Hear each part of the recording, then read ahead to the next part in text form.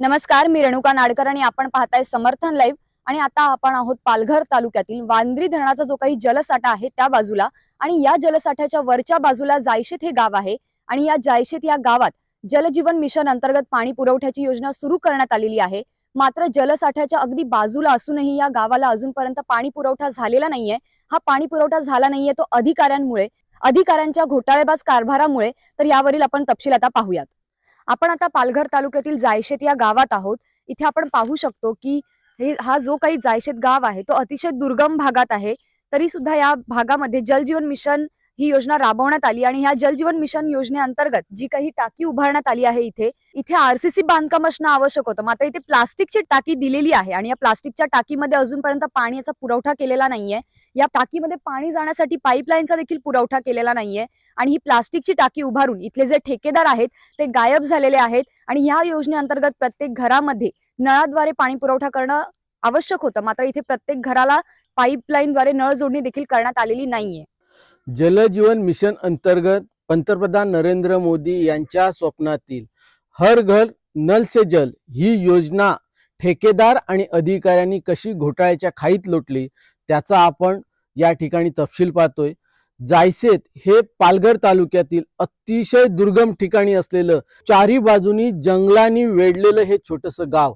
या गावातील संपूर्ण आदिवासी वस्ती पिण्याच्या पाण्यापासून प्रचंड त्रस्त आहे। आता आपण या बाजूला पाहू शकाल जायशेत गावातील ही घरं आहेत। घरांच्या समोर आज नळ जोडणी असणं अपेक्षित होतं। या बाजूला पाहू शकाल या घराच्या समोर नळ जोडणी असणं अपेक्षित होतं।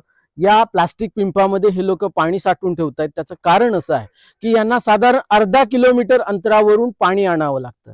आता जलजीवन मिशन अंतर्गत पाणी पुरवठ्याच्या योजनेअंतर्गत या जायशेत गावामध्ये ठेकेदाराने विहीर खोदलेली आहे आणि या ठिकाणी जलकुंभ उभं केलेलं आहे। दोन्ही काम चुकीच्या पद्धतीने झालंय। दोन्ही कामं अतिशय निकृष्ट झालेली आहेत आणि विहिरीपासून जलकुंभापर्यंत फक्त पाईप टाकलेला आहे।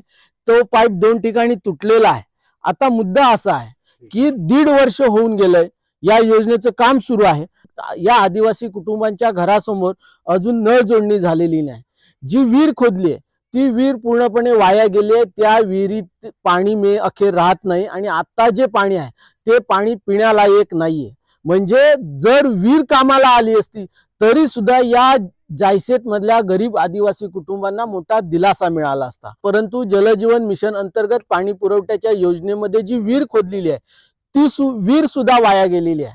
आता इथले जे महिला वर्ग आहे त्यांची काय भूमिका आहे, त्यांना पाण्याचा काय त्रास आहे, जे या योजनेचं काम सुरू झालेलं आहे त्या योजनेच्या कामाबद्दल त्यांचं काय मत आहे आणि त्यांच्या घरासमोर आजही नळ जोडणी झालेली नाही, पाणी मिळेल की नाही मिळेल याबाबत त्या आशंका आहेत, त्या काय सांगतात आपण त्यांची बाजू ऐकू। आता बरेच दिवस झाले या योजनेचं काम सुरू आहे। विहीर खोदलेली आहे, या बाजूला जलकुंभ खोदलेला आहे परंतु त्याच्यात पाईप गेलेला नाही। आपण काय सांगाल, आपणास पाण्याचा काय त्रास आहे? पाण्याचा काय, ती विहीर पण अशी बांधलेली आहे की ते पाणी पण काढता येत नाही। डोक्याच्या वरती तो भिंत आहे त्याच्यातून पाणी काढता येत नाही। ते सलई पण अजून कापलेले नाही।